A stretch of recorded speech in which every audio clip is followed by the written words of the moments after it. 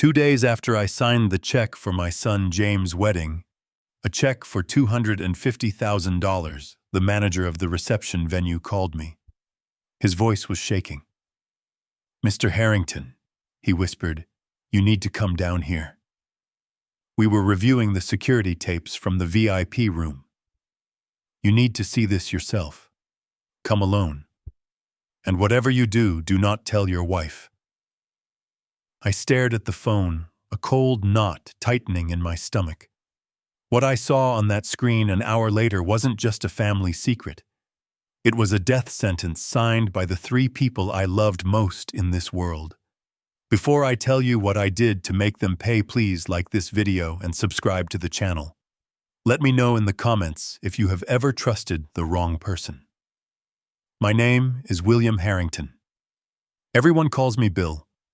I am 70 years old, and I spent 40 years building a logistics empire from a single truck to a fleet that crosses continents. I thought I knew how to spot a liar. I thought I knew how to calculate risk. I was wrong. The biggest risk was sleeping in the bed next to me.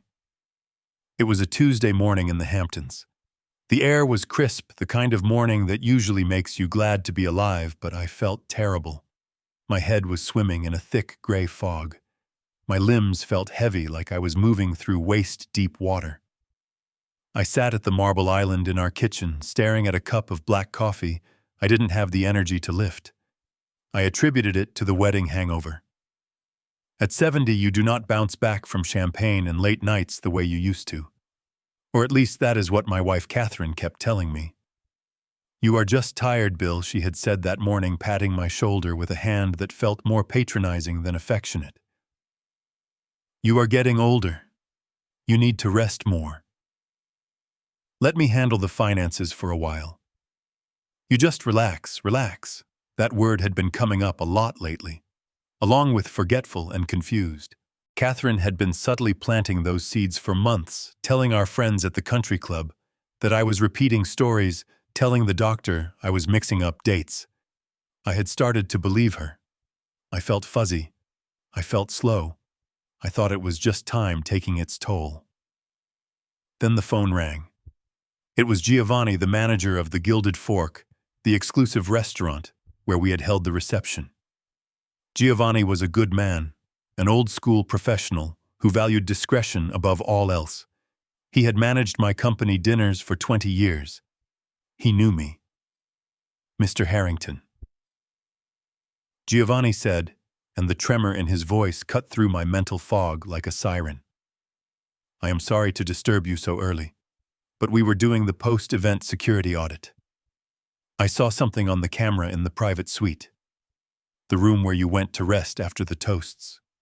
I rubbed my temples, trying to focus. "Did I lose something, Giovanni? Is it my watch?" "No, sir," he replied, his voice dropping to a hush. "It is not what you lost. It is what was done to you.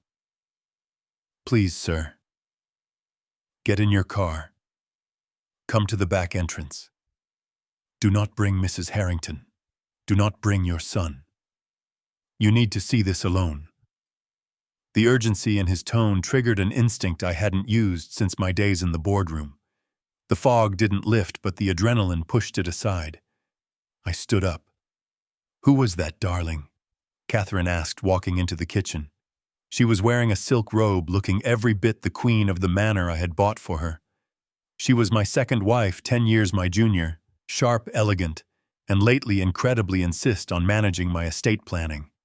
"Just the golf club," I lied. My voice sounded steady, a miracle given how much my hands were shaking. "They mixed up a tea time. I need to go straighten it out." Catherine frowned, her eyes scanning my face. "You really shouldn't be driving, Bill. You have been so dizzy lately. James can drive you later." "No," I said, grabbing my keys. "The fresh air will do me good. I will be back for lunch." I walked out before she could argue. As I drove the winding roads toward the restaurant, my mind raced. What could be on that tape? Did I fall? Did I embarrass myself? I tried to remember the wedding night. It was a blur. I remembered the toast. I remembered James looking handsome but nervous in his tuxedo. I remembered Vanessa, my new daughter-in-law, looking at the diamond necklace I had given her, not with gratitude, but with the hunger of an appraiser. And then I remembered feeling incredibly tired, so tired I had to go lie down in the private suite. I pulled into the rear lot of the Gilded Fork. Giovanni was waiting by the service door. He looked pale. He didn't offer a handshake, just nodded, and led me through the bustling kitchen down a narrow hallway and into the security office. It was a small, windowless room lit only by the glow of monitors. "Sit down, Mr. Harrington," Giovanni said, pulling out a chair. "I have queued up the footage. This is from Saturday night, roughly 9:30 p.m. You had just gone into the suite to lie down." He pressed play. On the screen, I saw myself stumbling into the room, loosening my tie and collapsing onto the leather sofa. I looked drunk, but I knew I had only had 2 glasses of wine. I watched myself pass out almost immediately. Then the door opened. Catherine walked in. She checked the hallway to make sure no one was watching, then closed the door. James and Vanessa followed her. They didn't look worried about my health. They didn't look like a loving family checking on a tired patriarch. They looked like predators circling a wounded animal. On the screen, Catherine stood over me, waving a hand in front of my face. I didn't move. She turned to the others and laughed. A cold, sharp laugh that I couldn't hear but could see in the throw of her head. Then the moment that stopped my heart. Vanessa, my beautiful 28-year-old daughter-in-law, the woman who had cried tears of joy when I welcomed her to the family, reached into her clutch. She pulled out a small glass vial. It wasn't insulin. It wasn't aspirin.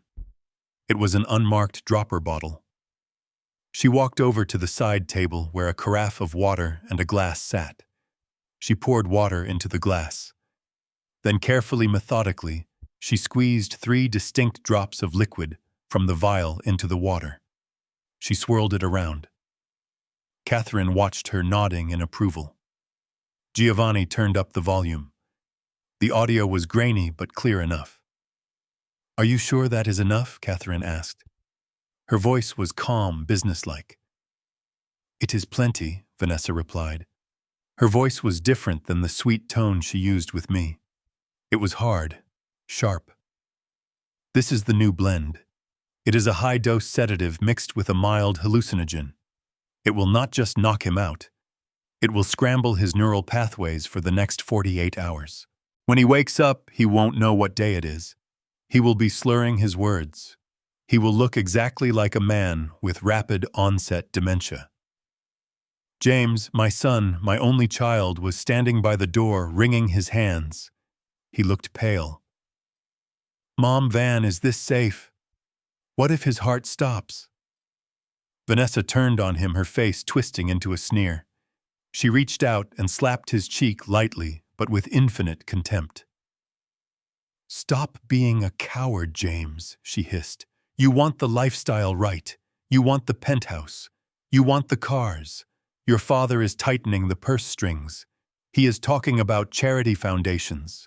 If we do not get that power of attorney signed next week, we get nothing. We get an allowance. I did not marry you for an allowance." "But what if he dies?" James whimpered. Catherine stepped forward. She placed a hand on James' face, a gesture that looked maternal, but was pure manipulation. "If he dies, darling, then our problems are solved even faster," she said. My blood ran cold. I sat in that dark security room staring at the woman I had shared a bed with for 15 years. She wasn't just greedy.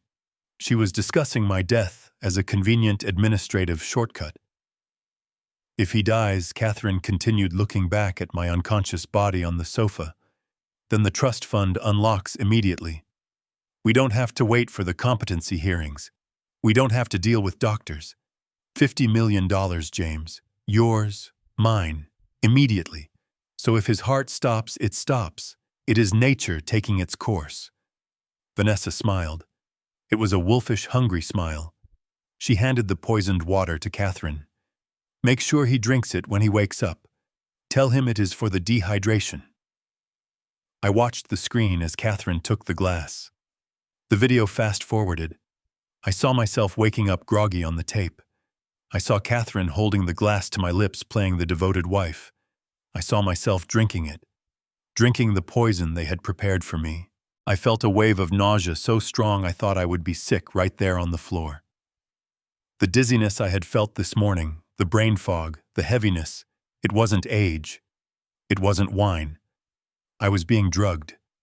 I was being systematically poisoned by my own family to make me look incompetent so they could seize control of my empire. Giovanni stopped the tape. The room fell silent. The hum of the computer fans sounded like a roar in my ears. "Mr. Harrington," Giovanni said softly. I kept the glass. I looked up at him. "What?" When I went in to clear the room the next morning, I found the glass. It still had a little liquid in it.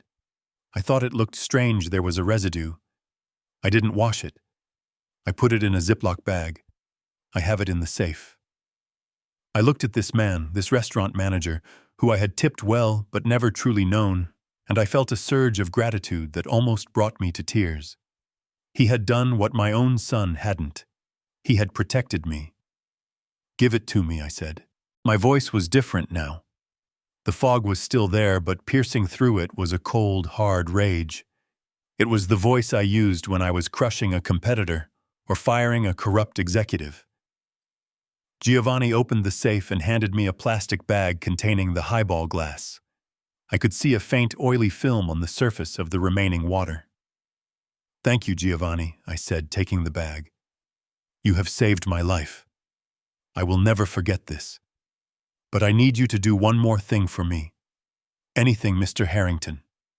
Delete this footage from the main server," I said. "Copy it onto a flash drive for me, and then wipe it from the system. If they come back, if they ask to see the tapes, tell them the cameras were malfunctioning. Tell them nothing exists. But sir, if we delete it, they cannot know I cut him off. If they know I have seen this, they will change tactics. They might try something more direct. They might try to finish the job before I can stop them. I need them to think I am the confused, sick old man they created. I need them to think they are winning." Giovanni nodded slowly, understanding the game. "I will handle it, sir." I took the flash drive and the bag with the glass. I walked out to my car, the mid-morning sun blinding me. I sat in the driver's seat, gripping the steering wheel until my knuckles turned white. My son. My wife. My daughter-in-law. They wanted to declare me mentally incompetent. They wanted to stick me in a home drugged out of my mind while they spent the fortune I had built with 40 years of sweat and stress. They were willing to kill me for it. I looked at my phone. There were 3 missed calls from Catherine. She was probably tracking my phone location. She was probably wondering why I was at the restaurant and not the golf course. I needed a plan. I couldn't go home yet. I couldn't look them in the face without exploding, and if I exploded now, I would lose the advantage. I needed to know exactly what was in my system. I needed to secure my assets. I needed a lawyer who was more shark than human. I started the car and dialed a number I hadn't called in years. It was the personal line of Marcus Blackwood. Blackwood wasn't a family lawyer. He was a corporate litigator, a man known in New York as the Grim Reaper. He destroyed companies for a living. He didn't have a heart, but he had a brilliant mind, and he owed me a favor. "Blackwood," I said when he answered. "It is Bill Harrington. I need you to clear your schedule." Bill Blackwood's voice was smooth like gravel in oil. "It has been a while. I am in the middle of a merger." "Cancel it," I said. "I have a job for you. It is not a merger. It is a demolition. I need to meet you at your private clinic. I need a full toxicology screen, blood and hair. And then I need you to draft some papers." "Toxicology?" Blackwood paused. "Who are we targeting, Bill?"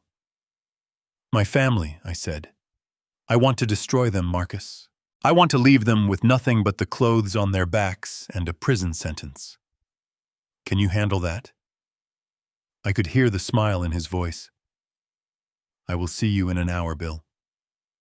I hung up the phone and pulled out of the parking lot. As I drove, I rehearsed my role. I had to go back to that house. I had to walk through that door and pretend to be the confused, stumbling old man they wanted me to be. I had to drink their soup and smile at their lies. I had to let them think they were the predators. They had no idea. They had forgotten who I was. They thought I was just a checkbook. They forgot I was the man who negotiated with unions in the 80s, who broke strikes, who swallowed competitors whole. I wasn't the prey. I was the trap. And they had just walked right into me. I drove to Blackwood's private medical facility first. It was discreet, expensive, and completely off the books. The doctors took my blood. They took the glass with the oily residue. They told me they would have a preliminary analysis in 4 hours. While they drew my blood, I sat with Blackwood.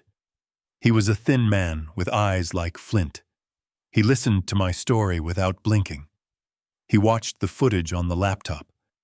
When Vanessa slapped James, Blackwood actually chuckled. "Charming girl," he said. "So what is the play, Bill? Divorce? Disownment?" "No," I said. "That is too easy. If I divorce Catherine now, she gets half. She will argue she was a faithful wife and I am paranoid. If I disown James, he will contest the will, claiming I am senile, and with the drugs in my system, he might win. I need them to do something undeniable. I need them to sign their own confessions." Blackwood leaned back, steepling his fingers. "You want to bait them?" "I want to give them exactly what they want," I said. "They want control. They want the empire. They want the $50 million. I am going to give it to them." "You are going to give it to them?" Blackwood asked, raising an eyebrow. "I am going to hand them the keys to the kingdom," I said. "I am going to sign a document giving them full control over the family trust, effective immediately." "Bill, have you lost your mind? That is financial suicide." "Read the fine print, Marcus," I said. "I want you to draft a special trust agreement. It will look standard. It will give them control of the assets. But I want a clause buried in the addendums. A clause that states that any proven criminal activity, any fraud or any physical harm done to the grantor automatically revokes the trust and triggers a transfer of all assets to a holding company controlled by you. And I want a clause that says by signing they accept full criminal liability for the management of the funds and the care of the grantor." Blackwood smiled. It was a terrifying sight. "You want to trap them in a fraud charge?" "Better," I said. "Once they sign that paper, they will think they have won. They will get sloppy. They will stop hiding their tracks. And when the toxicology report comes back proving they have been poisoning me, that signature won't just cost them the money. It will be proof of premeditation. It will turn a family dispute into a federal RICO case. They signed a contract to take care of me while poisoning me. That is malice aforethought." "I like it," Blackwood said. "It is cruel. They tried to erase my mind." "Marcus," I said, standing up, "cruelty is the only language they understand." I left the clinic and drove home. The sun was setting, casting long shadows across the lawn of my estate. I saw James' car in the driveway. He was back early. They were gathering. I checked my reflection in the rearview mirror. I looked tired, which was good. I let my shoulders slump. I relaxed my facial muscles to look vacant. I practiced a slight tremor in my left hand. I walked up the steps to the front door. I took a deep breath of the cool evening air. It would be the last clean breath I would take for a while. Inside, the air was thick with lies. I opened the door. Bill Catherine called out from the living room. Her voice was sharp, accusatory. "Where have you been? We have been worried sick." She walked into the foyer, flanked by James and Vanessa. They looked like a tribunal. I blinked, looking around the room as if I didn't recognize it. I let a little fear creep into my eyes.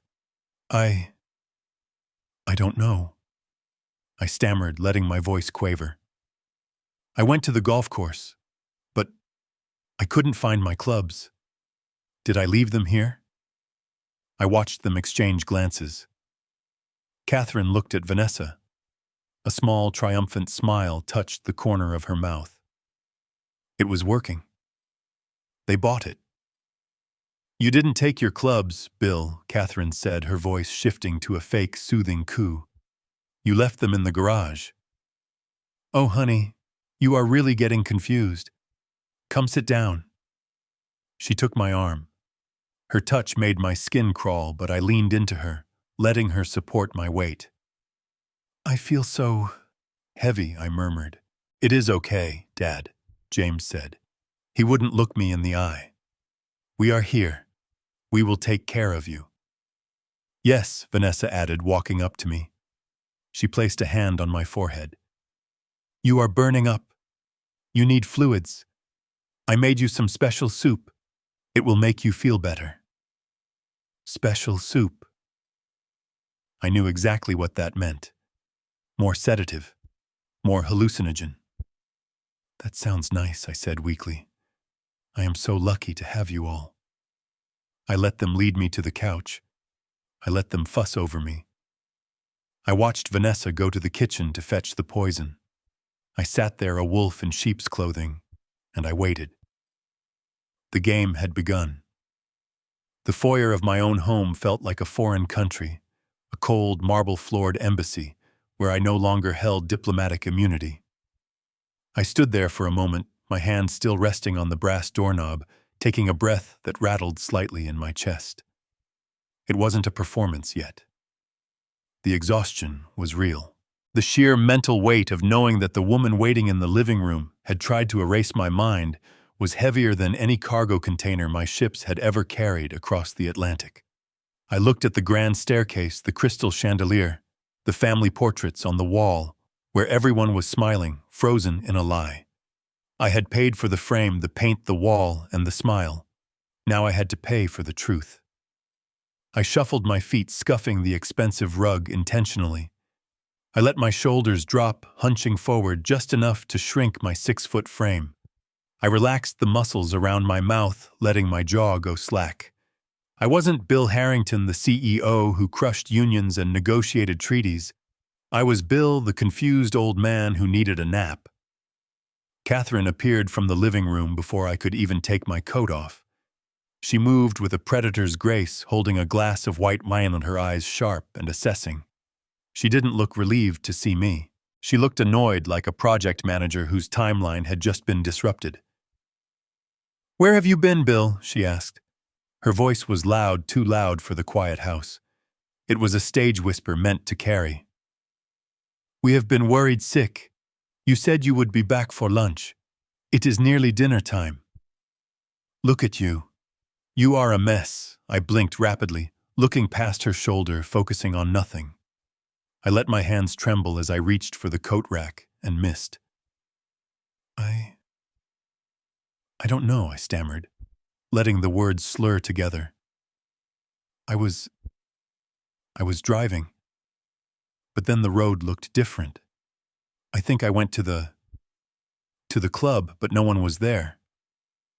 "Catherine, why was no one there?" I watched her face closely. For a microsecond, there was a flicker of pure, unadulterated satisfaction. It was the look of a gambler who just saw the dealer bust. She didn't offer to take my coat. She took a sip of her wine, hiding a smirk behind the crystal rim. She turned her head slightly, shouting toward the living room, where the blue light of a television flickered. "James, did you hear that? Your father doesn't know where he has been for 6 hours." I shuffled into the living room. My son, my 32-year-old heir, was sprawled on the Italian leather sofa, a game controller in his hands. He was killing zombies on a screen, ignoring the murder happening in his own hallway. He paused the game and looked up. His eyes were glassy, probably from the weed he thought I didn't know he smoked in the pool house. "He is getting worse, Mom," James said, shaking his head with a theatrical sadness that made my stomach turn. "He looks totally out of it." Catherine walked over to me, placing a hand on my arm. Her grip was tight, pinching the skin. It wasn't a caress. It was a restraint. "Bill, look at me," she said, speaking slowly, and enunciating every syllable as if I were a toddler or an idiot. You didn't go to the club. The club is closed on Tuesdays. We told you that this morning. Don't you remember? I shook my head, letting a look of panic enter my eyes. It wasn't hard to summon the fear. The fear was real, but it wasn't about the club. It was about how easily they were doing this. Closed, I whispered. No, I saw the greens. You are hallucinating again, Catherine said loudly. She looked at James and winked, a distinct, deliberate wink. Then she turned back to me, her voice dripping with fake concern. Just like yesterday, Bill. Do you remember yesterday? I stared at her blankly. I knew exactly what happened yesterday. I had spent the day in my study reviewing quarterly reports, but I knew she was about to rewrite history. I worked yesterday, I said weakly. Catherine laughed. It was a harsh barking sound. Worked? Honey, you haven't worked in months. Yesterday you went out to the front lawn in your pajamas. You flagged down a stranger's car. You tried to sell them the house bill. You tried to sign the deed over on a napkin for $10,000. My blood boiled. It was a lie so audacious, so humiliating, that I almost broke character. I wanted to grab her by the shoulders and scream that I was sharper than she would ever be. I wanted to tell her I knew she had forged my signature on the real estate listing I found in her desk. But I swallowed the rage. I let it burn a hole in my gut and fuel my performance. I did not. I whimpered, backing away from her. I wouldn't sell the house. You don't remember, Catherine sighed, looking at James. See, this is what Dr. Aris was talking about. The aggression, the denial. He warned us about this. He said, when the dementia sets in, he will start making up stories. He will start getting defensive. Dr. Aris. The name landed like a punch. Dr. Aris was our neighbor, a retired cardiologist, the head of the Homeowners Association. He was influential. If Catherine had been feeding him these lies, if she had been telling the whole neighborhood that I was wandering lawns and selling houses on napkins, then my reputation was already dead. She hadn't just started this plot. She had been laying the groundwork for months, painting me as a senile old fool at every cocktail party and bridge game I hadn't attended. She was isolating me.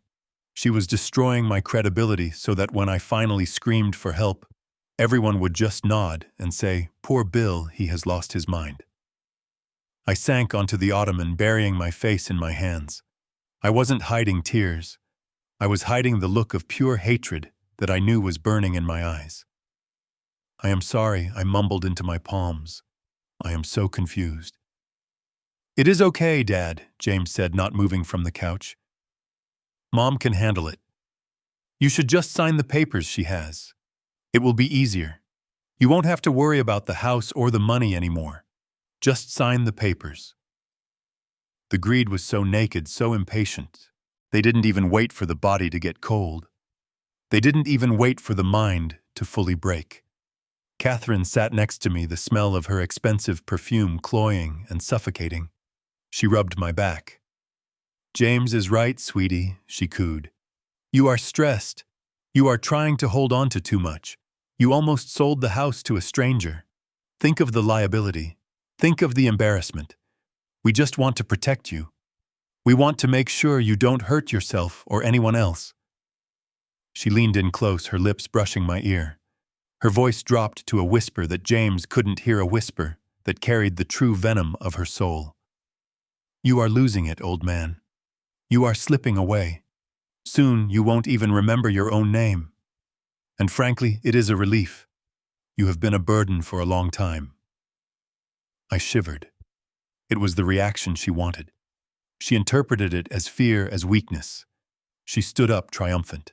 I am going to have Vanessa bring you something to eat, she announced, clapping her hands together like a school teacher dismissing a class. She made a special soup. It will help you sleep. You need sleep, Bill. A long, deep sleep. She walked toward the kitchen, her hips swaying, confident that she had won. James went back to his video game, the sounds of digital gunfire filling the room. I sat alone in the center of my empire, a king playing the fool, waiting for the poison to be served. I watched James' thumbs move over the controller, destroying pixelated enemies, completely unaware that the man sitting behind him was about to delete his entire future. The gaslighting was over. The war had begun. The dining room was a cavern of shadows, illuminated only by the dim glow of the crystal chandelier that I had imported from Italy 30 years ago. It was a room built for feasts, for Thanksgiving laughter, for closing deals over aged scotch. Now it felt like an execution chamber. I sat at the head of the table, my usual spot, but I felt small in the high-backed chair. I kept my posture slumped, my hands resting on the polished wood with a deliberate tremor. I had to look like a man whose empire was crumbling along with his mind. Vanessa entered from the kitchen carrying a silver tray. She walked with a confident, rhythmic click of her heels against the parquet floor. She was wearing an apron over her designer dress, a prop to sell the image of the caring daughter-in-law, but her eyes were cold, calculating flint. On the tray sat a single porcelain bowl steaming gently. "Here we are, Dad," she said, her voice dripping with a sweetness that made my teeth ache. "I made this just for you. It is a mushroom consommé. Very light, very easy to digest. You need something warm in your stomach after being confused all day." She placed the bowl in front of me. The smell hit me instantly, earthy, savory, and beneath it, a faint chemical acridity that a younger man might have missed or a trusting man might have ignored. But I was neither. I was a man who had just watched a video of this woman dropping poison into my water glass. "Thank you," I mumbled, staring at the dark liquid. "It looks good." I didn't pick up the spoon. I let my hand hover over it, shaking. I looked up at James. My son was sitting to my right, the place of honor. He wasn't eating. He wasn't looking at me. He was hunched over his phone, his thumb scrolling mindlessly through a social media feed, the blue light reflecting in his glasses. He looked pale, sweaty. He knew what was in the soup. He knew his wife was feeding his father a chemical lobotomy, and he couldn't even summon the courage to make eye contact. "James," I said, my voice raspy, Are you hungry?" He flinched, almost dropping the phone. No, Dad. I ate earlier. You just eat. You need the strength." Vanessa pulled out the chair to my left and sat down, leaning her elbows on the table, watching me with the intensity of a hawk watching a field mouse. "Go on, Bill," she urged. "It will get cold. And we have things to discuss." I picked up the spoon. My hand shook so badly the utensil clattered against the china. I saw a flash of annoyance cross Vanessa's face. She didn't want to nurse me. She wanted to drug me and be done with it. I am trying," I stammered. I lifted the spoon to my lips, feigning a sip but keeping my lips tight. I let the liquid touch my skin, burning slightly, then lowered the spoon. I needed a distraction. I needed 10 seconds of blindness. I started to cough. It was a dry, hacking sound that I forced from my diaphragm. I dropped the spoon. I grabbed the linen napkin with my left hand and brought it to my face, hacking loudly, my body convulsing forward over the table. "Oh, God." Vanessa sighed, standing up. "James, get him some water." James scrambled up, heading for the sideboard where the pitcher was. Vanessa turned her head to snap at him to hurry. That was my window. With my right hand, I reached into the wide cuff of my blazer. I had taped a heavy-duty Ziploc bag inside the sleeve earlier, the opening propped wide with a rigid piece of plastic collar stay. It was a crude mechanism, something I had improvised in the bathroom at the clinic, but it had to work.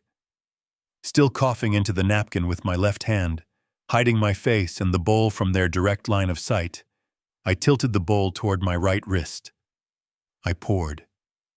The hot soup sloshed into the bag against my forearm. It burned. The heat seared my skin through the plastic, a sharp, biting pain that almost made me gasp for real. But I didn't flinch. I poured steady and fast, emptying 3/4 of the bowl into the hidden bag. I set the bowl back down just as James turned around with the water glass. I slumped back in the chair, wiping my mouth with the napkin, my right arm throbbing, the heavy, hot bag swaying slightly inside my jacket. "I am sorry," I wheezed, taking the water from James. I swallowed the water, greedily washing away the taste of the lie. It went down the wrong pipe. Vanessa looked at the bowl. It was mostly empty. A look of pure, unadulterated triumph washed over her face. She didn't care that I had choked. She cared that the liquid was gone. "Good job, Bill," she said, sitting back down, her posture relaxing. "See, you are feeling better already." I nodded, breathing heavily, acting as though the exertion had drained me. I felt sleepy. "That is the medicine working," she said soothingly. "Or the nutrients. You just need rest. But before you go to sleep, Dad, there is one small thing." She reached under the table and pulled out a leather portfolio. She unzipped it, the sound loud in the quiet room. She slid a thick stack of documents across the mahogany surface toward me. "You need to sign these," she said. I squinted at the papers, letting my eyes lose focus. "What? What is this?" "It is the transfer documents, Bill," she said, her voice taking on that saccharine gaslighting tone again. "For the company, for the logistics division, remember? We talked about this last week. You said you were too tired to manage the fleet anymore. You said you wanted James to take over as CEO immediately. You promised." I stared at her. The audacity was breathtaking. I had never said that. In fact, last week I had told James that he wasn't ready, that he lacked the discipline to run the logistics arm. I had told him he needed another 5 years in operations. But here she was rewriting reality banking on the drugs she thought I had just ingested to make me compliant. I promised," I asked, looking at James. James finally looked up. His eyes were wet, terrified. He looked at Vanessa, then at me. He swallowed hard. "Yeah, Dad," he croaked. "You did. You said you wanted to retire. You said you wanted to spend more time with Mom. You told me to have the lawyers draw it up." He was lying to my face. My son.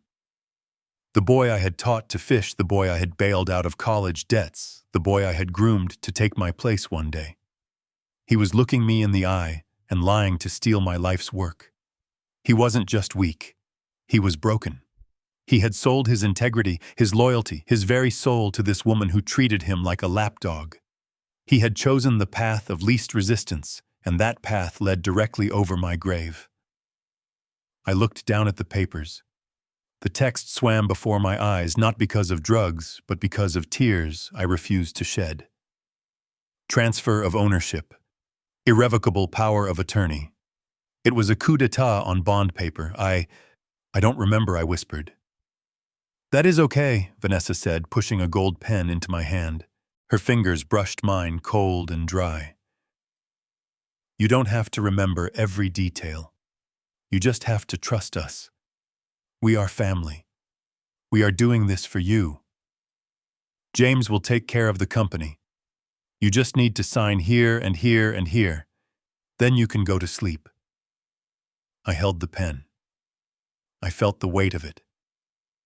I could sign. I could sign their fake document with my shaky hand, knowing that the document I had prepared with Blackwood would nullify it the moment the ink dried. I could give them this victory so they would lower their guard. Or I could wait. If I signed now, they might accelerate the timeline. If they had the company, they didn't need me alive. I let the pen drop from my fingers. It rolled across the table. I can't," I mumbled, letting my head loll forward. "My hand, it won't work. I am so tired. Tomorrow. I will sign tomorrow." Vanessa's face tightened. She looked like she was about to scream.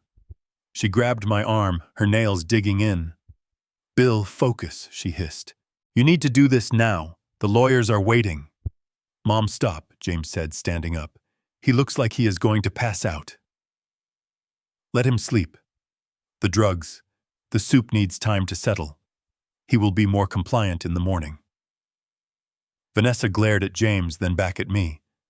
She released my arm. She let out a huff of frustration. Fine, she spat. Tomorrow morning. First thing. But Bill, you promised. Don't forget again. I stood up, swaying on my feet, clutching the bag of burning soup against my ribs. I won't forget, I whispered. I shuffled out of the room, leaving them with their victory. I walked up the grand staircase, my legs heavy, my heart pounding a rhythm of war. I entered my bedroom and locked the door. I went straight to the bathroom and pulled the bag from my sleeve. The skin of my arm was red and blistered, but I didn't care. I poured the poisoned soup into a sterile container I had taken from the clinic. I looked at myself in the mirror. The old man was gone. The predator was back. They wanted the company. They wanted the money. They wanted me gone. Tomorrow they would get exactly what they deserved. Tomorrow I would sign their papers. And the day after that I would bury them. The silence of the house at 3 a.m. was heavy, a physical weight pressing against my eardrums. It wasn't the peaceful silence of a home at rest. It was the held breath of a crime scene. I lay in bed, staring at the ceiling, listening to the rhythm of the house. I heard the refrigerator hum downstairs. I heard the wind rattle the window pane. I heard the settle of the foundation. But mostly, I listened for them.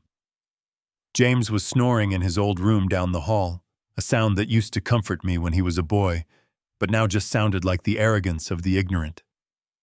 Catherine and Vanessa were in the master suite, sleeping in the bed that I had paid for under the roof I had built. They were sleeping the sleep of the victorious. They thought I was sedated. They thought the chemical cocktail in the soup was currently dissolving my cognitive functions, turning my brain into a pliable mush ready for molding. I sat up, ignoring the throbbing burn on my forearm where the hot liquid had scalded me. The pain was good. It was a tether to reality. It kept me sharp. I slipped out of bed, my bare feet making no sound on the plush carpet. I didn't turn on a light. I knew this house better than I knew the back of my own hand. I knew which floorboard creaked on the landing. I knew exactly how many steps it took to get to the west wing where Catherine had set up her home office. I moved like a ghost through the hallway. The moonlight filtered through the sheer curtains, casting long, skeletal shadows across the walls. I reached the door to the study. It was closed. I tried the handle gently. Locked. Of course. Catherine never used to lock this door. She used to leave it open, piles of fabric swatches and interior design magazines spilling out into the hall. But in the last 6 months, the door had been shut. She told me it was because I was making too much noise, that I was distracting her. Now I knew the truth. She wasn't designing living rooms. She was designing my demise. I didn't panic. I didn't need a key. I reached up to the top of the doorframe. There was a small ledge there, part of the ornate molding I had commissioned years ago. I ran my fingers along the dust until I felt cold metal. A spare key. I had put it there myself 5 years ago, after Catherine locked herself out once. She had probably forgotten it existed. I hadn't. I slid the key into the lock and turned it. The mechanism clicked, a sound that seemed as loud as a gunshot in the silent house. I froze, waiting. Nothing. No movement from the bedrooms. I slipped inside and closed the door behind me, engaging the lock again. I turned on the small penlight I had taken from the glove box of my car. The beam cut through the darkness, illuminating the room. It smelled of her perfume, and something else, the stale scent of secrets. Her desk was organized with military precision. This wasn't the desk of a scatterbrained socialite. This was the command center of a coup. I sat in her chair. It felt wrong, like sitting on a throne that had been usurped. I started with the drawers. The top one was innocent enough: stationery pens, a few bills. I went deeper. The bottom drawer was locked. I used the letter opener from the desktop to pry it open. The wood splintered with a soft crack, but the lock gave way. Inside there was a single thick accordion folder. It wasn't labeled. I opened it, and the first thing I saw was a glossy brochure. The cover featured a generic image of an elderly couple smiling at a sunset, but the paper quality was cheap, flimsy. I shined the light on the name. Shady Acres Assisted Living. I knew this place. It wasn't in the Hamptons. It wasn't even in New York. It was a budget facility 2 states over, a place known for Medicaid fraud and patient neglect. It was a warehouse for the forgotten. I flipped the brochure open. The rates were circled in red marker. $800 a month. Shared rooms. No private nurses. No specialized care. I felt a coldness spread through my chest that had nothing to do with the temperature. They weren't just stealing my $50 million. They were planning to dump me in a hellhole. They could have afforded the best care in the world with my money. They could have kept me in the guest house with a private medical team. But no, that would cost too much. That would eat into their inheritance. They wanted me gone, and they wanted it done as cheaply as possible. They valued my life at $800 a month. I dug deeper into the folder. Underneath the brochure was a legal document. My hands trembled as I pulled it out. It was a real estate contract. A bill of sale for this house. My house. The house I had built for my first wife. The house where James had taken his first steps. The closing date was set for Friday, 3 days from now. I scanned the document. The sale price was $3 million below market value. It was a fire sale. They were liquidating everything for cash fast. The buyer was a shell company I didn't recognize, probably a developer who would tear it down. I flipped to the signature page, and there it was. William Harrington. It was my signature. The loop of the W, the sharp cross of the H. It was perfect. If I hadn't known I was standing in the kitchen staring at the wall yesterday, I would have sworn I signed it. Catherine had been practicing. She had forged my name to sell the roof over my head while I was still sleeping under it. I felt a wave of nausea. This wasn't just greed. This was hatred. You don't do this to someone you just want money from. You do this to someone you despise. She wanted to erase me. She wanted to scrub every trace of William Harrington from the earth and replace it with a bank balance. Then I found the calendar. It was a small leather-bound planner tucked into the back pocket of the folder. I opened it to this week. Today was Tuesday. Wednesday, notary arrives 9 a.m. Sign power of attorney.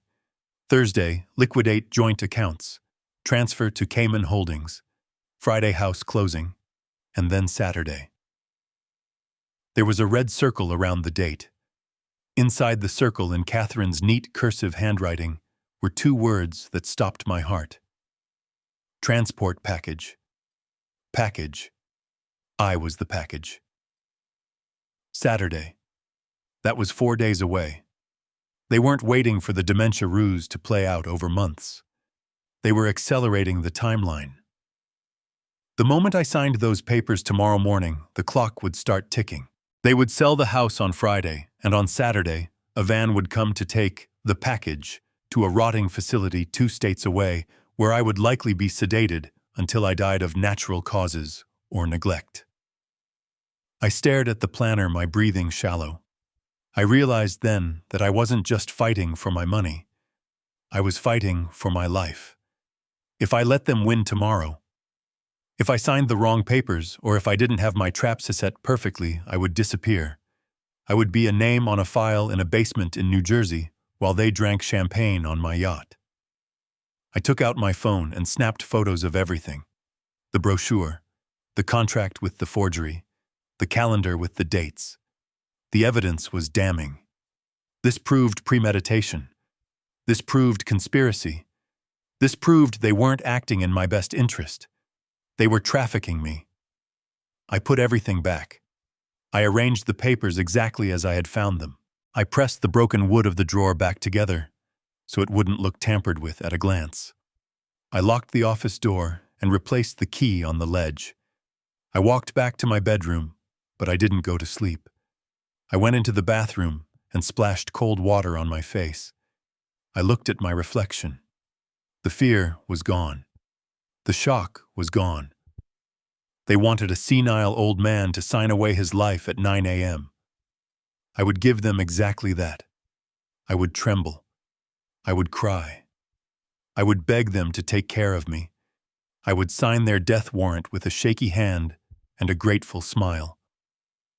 I looked at the burn on my arm again. It was blistering now. Good. Pain is a great motivator.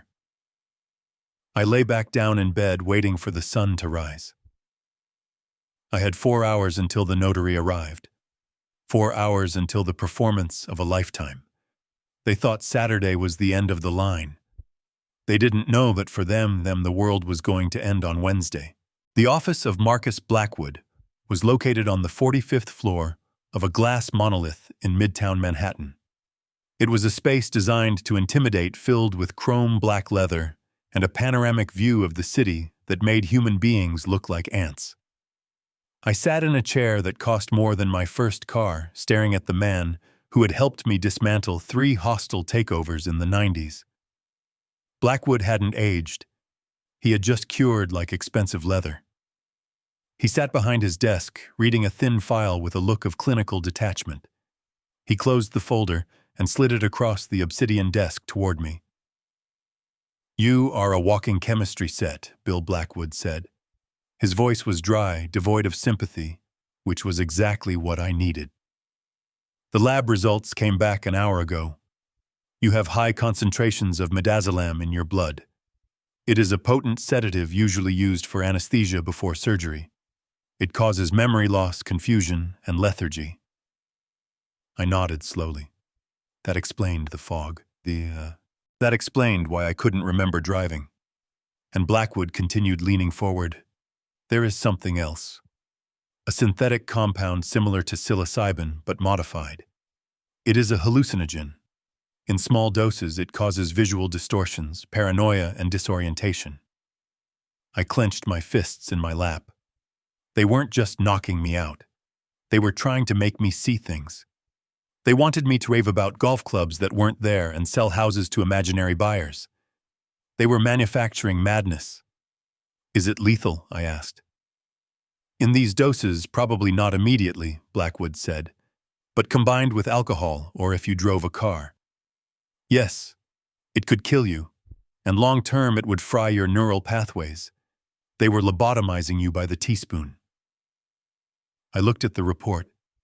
It was a piece of paper, a medical analysis, but to me it was a declaration of war. It was proof that the woman I had married and the son I had raised were actively chemically assaulting me. So Blackwood said, steepling his fingers, "We have proof of poisoning. We have the video. We have the forged real estate contract you found. I can have the police at your house in 20 minutes. We can have them arrested for attempted murder, fraud, elder abuse. We can freeze the assets. You can file for an immediate divorce and get a restraining order. It is clean. It is safe." I stared out the window at the skyline. I thought about the humiliation in the restaurant. I thought about James's cowardly silence. I thought about Vanessa's smirk as she handed me the pen. "No," I said. Blackwood raised an eyebrow. "No, Bill, they are poisoning you. If I arrest them now, it becomes a media circus." I said, my voice low and hard. "They will get lawyers. They will claim I was self-medicating. They will say the video was taken out of context. They will say they were trying to help me manage my pain. Catherine is charming. She will cry on the stand. She might get a plea deal. She might walk away with a few years of probation and half my money in a divorce settlement because New York is a no-fault state." I turned back to him. "I don't want a settlement, Marcus. I don't want them to have a defense. I want them buried. I want them to lose everything. The money, their freedom, their reputation. I want them to wake up in a cell wondering how they walked into their own grave. Blackwood smiled. It was a shark's smile. What do you have in mind? I want you to draft a document, I said. A family asset management agreement. A what? Blackwood asked. It needs to look like a surrender, I explained. It needs to look like I am giving them exactly what they want. I want to transfer the control of the $50 million family trust to James and Catherine as joint trustees, effective immediately. Blackwood looked at me like I had actually lost my mind. Bill, if you sign that they can drain the accounts in an hour, they can wire that money to the Caymans and vanish. Not if the document is structured correctly, I said. I want you to write it so that they gain control, yes. But I want a clause. A specific binding clause buried in the fiduciary responsibilities section. A clause that states that by accepting the role of trustee, they accept full personal and criminal liability for the physical well-being of the grantor. Me. Go on, Blackwood, said his eyes narrowing in interest. I want the language to be explicit, I continued. By signing, they acknowledge that any deterioration in my health due to external factors, any evidence of neglect or any trace of non-prescribed substances in my system constitutes a direct breach of the trust. And here is the kicker, Marcus. I want a trigger clause. If a breach is detected, the trust doesn't just revert to me. It converts into a debt. A personal debt owed by the trustees to the estate. Blackwood started to laugh. A low, dry chuckle. You want to turn the $50 million into a liability. Exactly, I said. If they poison me after signing that paper, they aren't just committing a crime. They are committing fraud against a federal trust document. They are acknowledging that they are responsible for my health, which means the drugs in my blood become evidence of embezzlement and breach of contract. It moves the case from family court to federal court. It triples the prison time. And it gives us the power to seize every dime they have, even the money they didn't steal from me, to pay back the debt.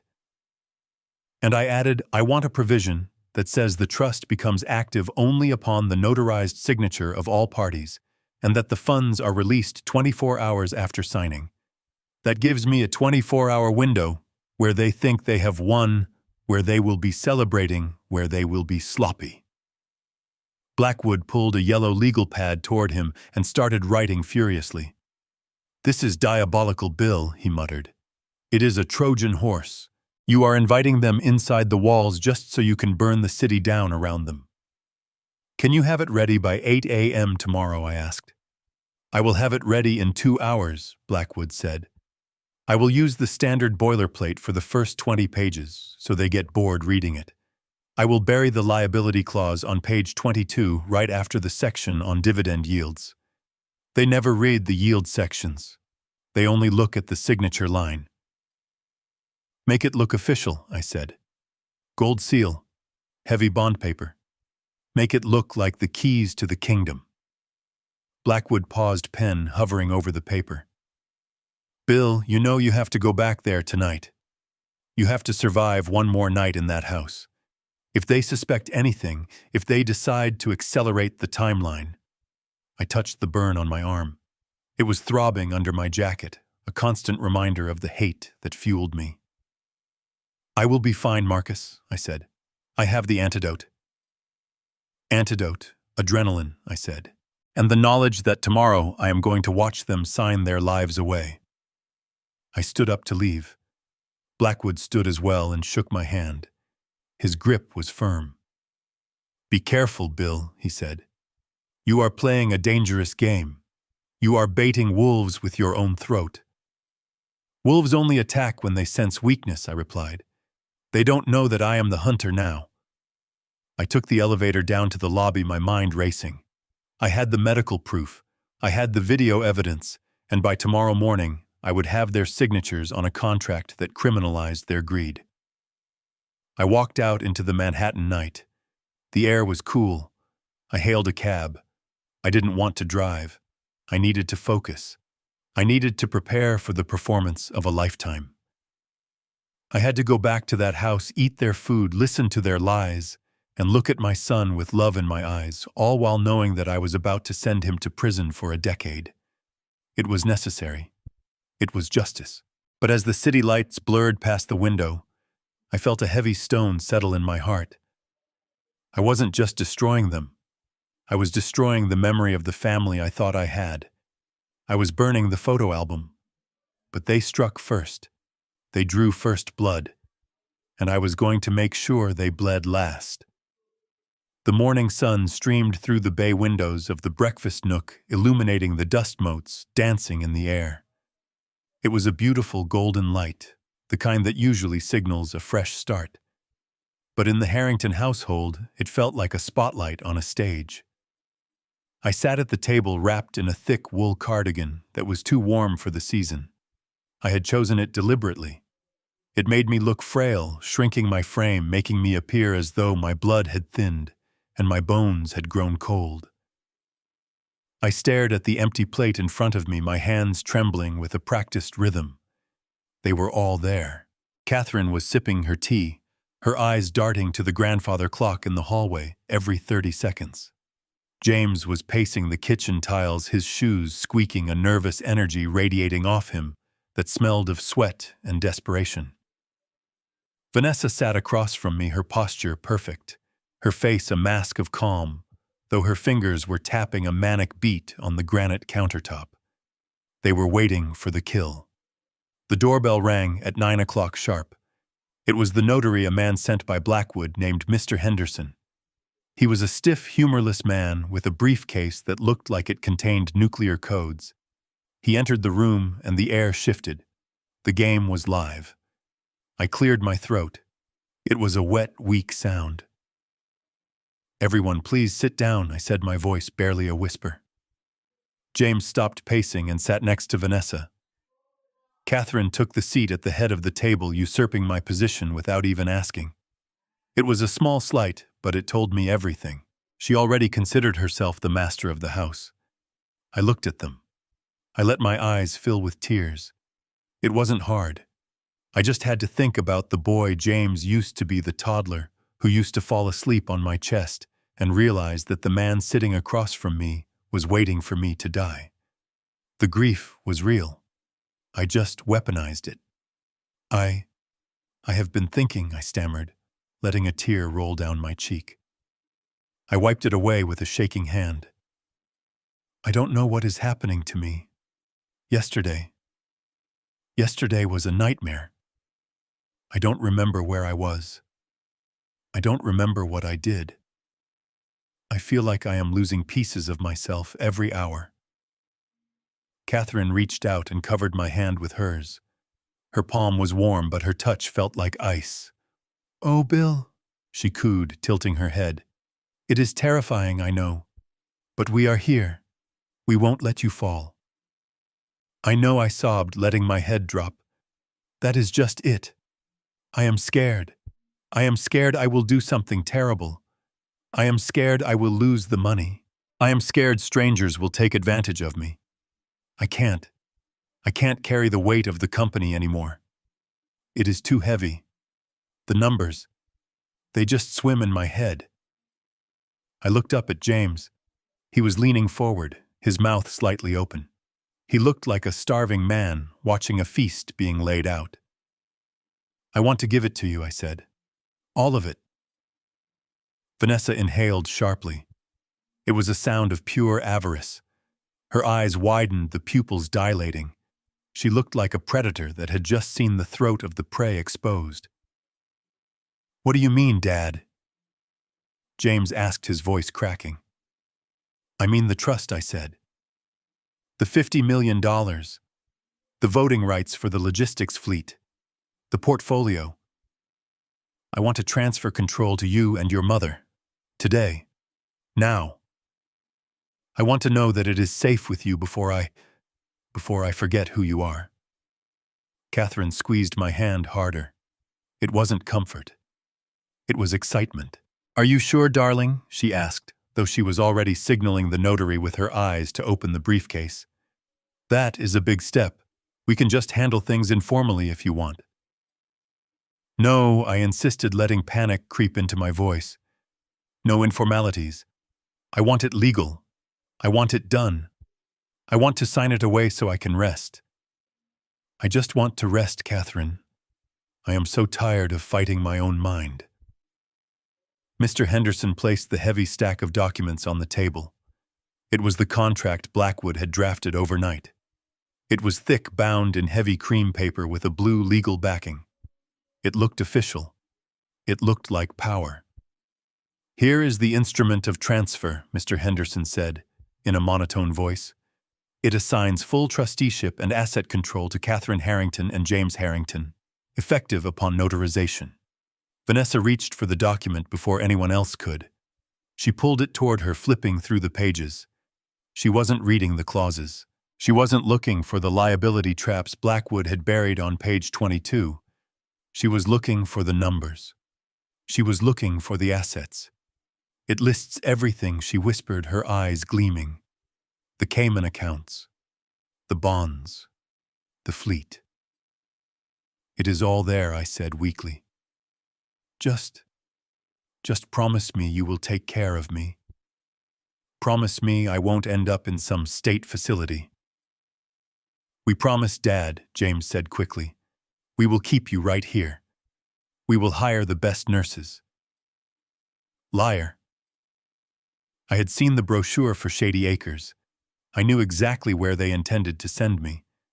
But I nodded, acting grateful. "Thank you," I whispered. "Okay, let's do it." "Where do I sign?" Mr. Henderson flipped to the signature page. I picked up the pen. My hand shook violently. I made a show of struggling to grip it.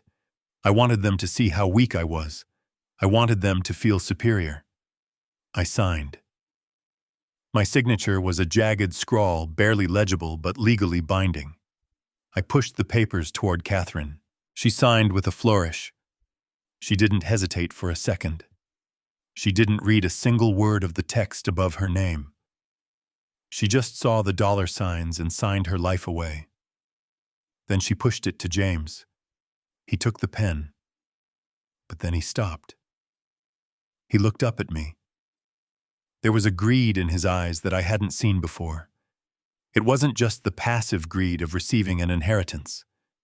It was the active, hungry greed of a conqueror who wants to make sure he got every single spoil of war. "Dad," James said, holding the pen above the paper. "What about the penthouse?" The room froze. The penthouse. My apartment in Manhattan. It wasn't part of the family trust. It was a separate asset, a property I had bought years ago and kept in my own name. It was worth $12 million. But more importantly, it was the headquarters for the Harrington Foundation. It was where my charity operated from. It was meant to be sold upon my death to fund scholarships for the children of my truck drivers. James knew this. He knew that apartment was sacred ground. "What about it?" I asked, my voice trembling. "It is not on the list," James said, tapping the document. "The trust covers the liquid assets and the company stock. But the deed to the penthouse isn't here." Vanessa looked up, her eyes narrowing. She hadn't noticed. She looked at James, then at me. "He is right," she said. "If you are transferring everything, Bill, you should transfer that too. It creates a tax liability if you keep it in your name. We can manage it better. We can optimize it." Optimize it. That meant sell it. They wanted to sell the charity headquarters and pocket the cash. They wanted to strip the scholarships from the children of the men and women who actually built this company. I felt a surge of rage so hot, it almost burned through my act. I wanted to reach across the table and slap the pen out of his hand. I wanted to scream that he wasn't worthy to step foot in that apartment, let alone own it. The penthouse was my legacy. It was the one good thing I was leaving behind, and he wanted to turn it into sports cars and designer handbags. But I looked at the document. Catherine had already signed. James hadn't. If I fought him now, if I showed resistance, he might get suspicious. He might back down. Or worse, they might realize I was lucid. The trap wasn't sprung yet. I needed his signature. I needed him to bind himself to the criminal liability clause. I looked at my son. I looked at the man who was willing to erase my charitable legacy for a quick payday. And in that moment, the last thread of fatherly affection I held for him snapped. It didn't break with a bang. It just withered and died. I forgot about the penthouse, I murmured, lowering my head. I am so confused. I thought I put it in. You didn't, James said, his voice hard. We need to add it. Can we add it now? He looked at Mr. Henderson. The notary looked at me. We can add an addendum, Mr. Henderson said calmly. A handwritten transfer of additional assets initialed by all parties. It is legal. Do it, Vanessa commanded. I looked at James. I let a tear fall onto the mahogany table. You really want the penthouse? I asked softly. It was for the foundation, James. For the driver's kids.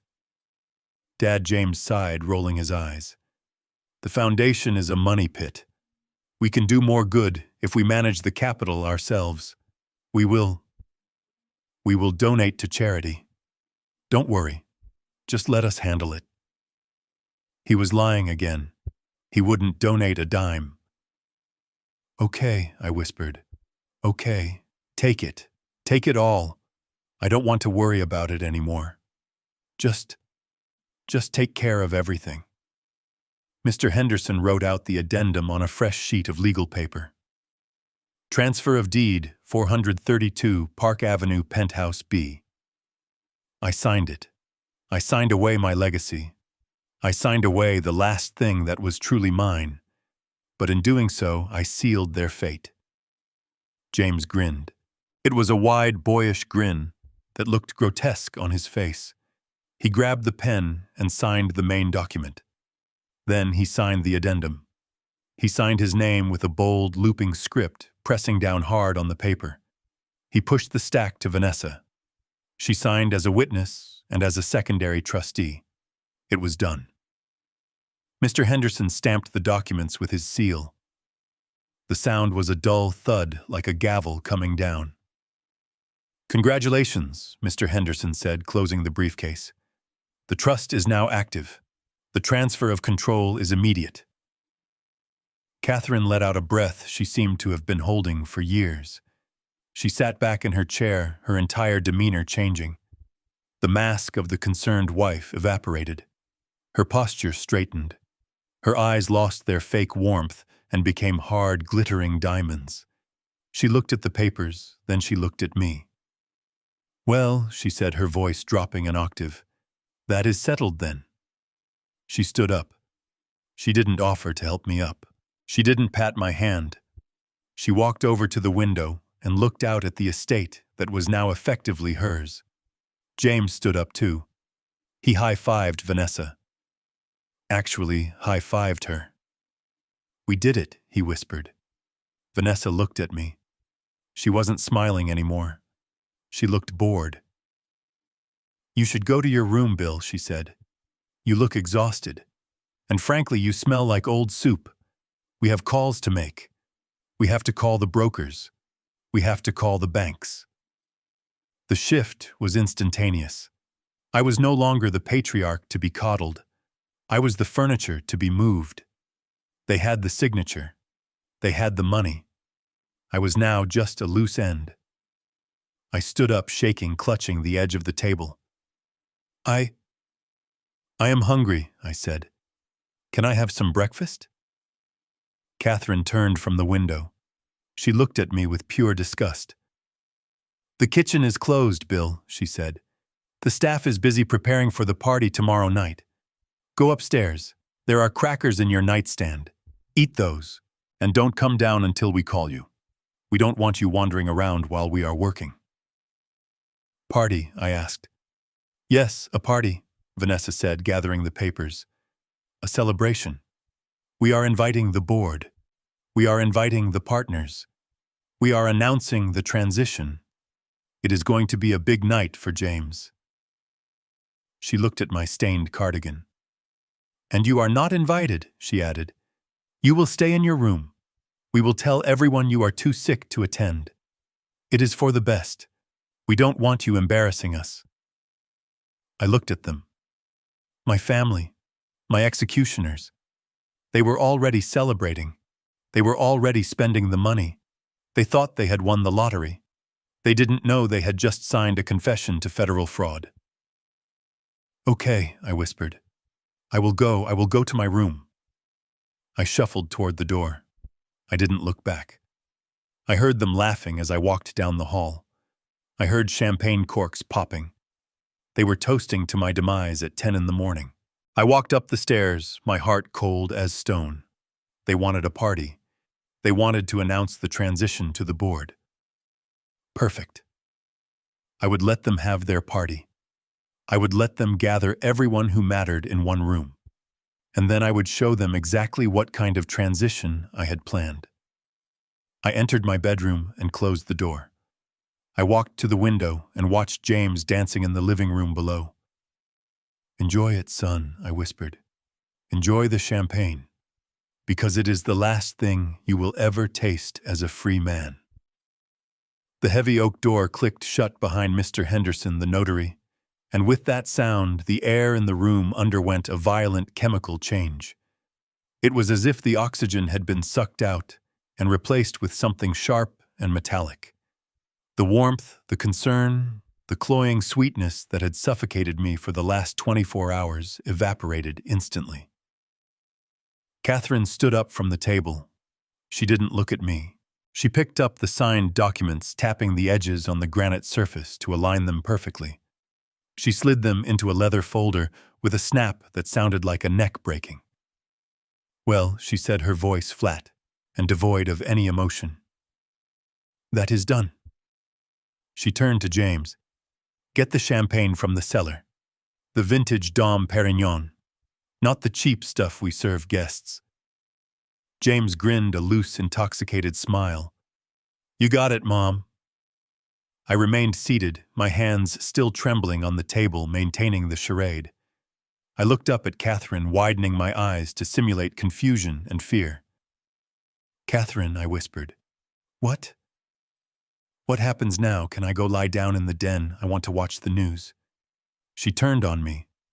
Her face, usually so carefully composed, twisted into a sneer of pure revulsion. It was the face she usually reserved for the cleaning staff when they missed a spot of dust. "No," she snapped. "You cannot go to the den. You are not going to clutter up my living space with your drooling and your confusion." She pointed a manicured finger toward the hallway. "Go to your room, Bill. Upstairs. And stay there. Do not come down. Do not wander the halls. I don't want to see you until the transport arrives." "Transport?" I asked, letting my voice crack. "What transport?" We said we would hire nurses." "Here." Catherine laughed. It was a dry, humorless sound. "Nurses here. Do you have any idea how much private nursing costs? Do you think I want strangers running around my house changing your diapers and smelling up the guest suites?" She leaned over the table, bringing her face close to mine. I could smell the coffee on her breath. "We found a lovely place for you, Bill. Shady Acres. It is very quiet. They specialize in difficult cases like yours. The van will be here tomorrow morning at 8. So go pack a bag. Small. You won't need suits where you are going. Tomorrow." They had moved the timeline up. They weren't waiting for Saturday anymore. They had the signature, they had the keys to the penthouse, and now they wanted the body disposed of immediately. They were efficient, I had to give them that. They were clearing the board before the ink was even dry. But James promised," I stammered, looking toward the cellar door, where my son had disappeared.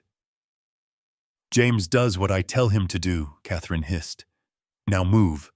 Get out of my sight." You look pathetic. I stood up slowly, leaning heavily on the chair for support. I didn't have to fake the heaviness in my legs. The sheer weight of her malice was enough to crush a younger man. I shuffled toward the door, my head bowed. As I reached the archway, Vanessa walked past me. She didn't step aside. She bumped my shoulder hard, knocking me off balance. I stumbled into the wall. "Watch it, old man," she muttered, not even glancing back. She walked into the kitchen, pulling her phone from her pocket. She dialed a number and put it on speaker as she poured herself a glass of water. I paused in the hallway, pressing myself against the wainscoting, hidden by the shadows. I needed this. I needed one last piece of audio to seal the coffin. "Hey, girl," Vanessa shouted into the phone. Her voice was bright, triumphant. A tinny voice answered. "Van, how did it go?" "It is done," Vanessa practically squealed. "We got it all. The trust, the company, even the penthouse. Can you believe it? He signed the penthouse over on a whim. He is so far gone he didn't even know what day it was." "Oh my God," the friend replied. "That is amazing. So you are rich now. I am wealthy," Vanessa corrected, laughing.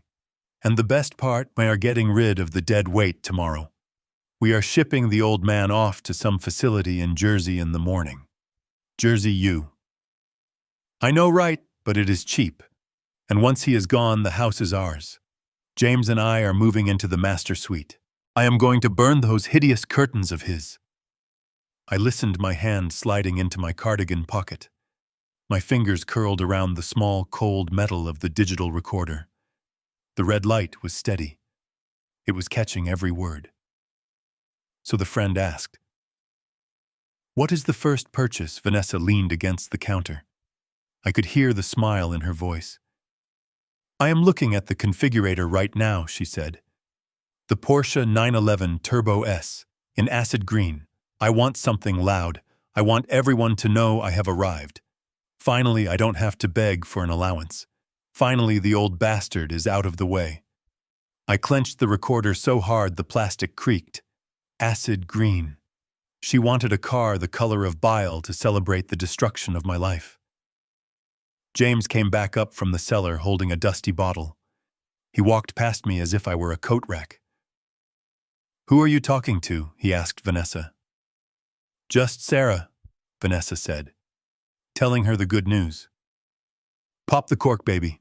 We have celebrating to do." "Celebrating too." James popped the cork. The sound ricocheted through the hallway like a gunshot. "To us," James said. "To us," Vanessa echoed. "And to the end of the William Harrington era." They clinked glasses. I turned and walked toward the stairs. I didn't make a sound. I climbed the steps one by one, feeling the burn of the poison on my arm, the weight of the recorder in my pocket, and the cold, hard resolve in my gut. They thought tomorrow morning was the end.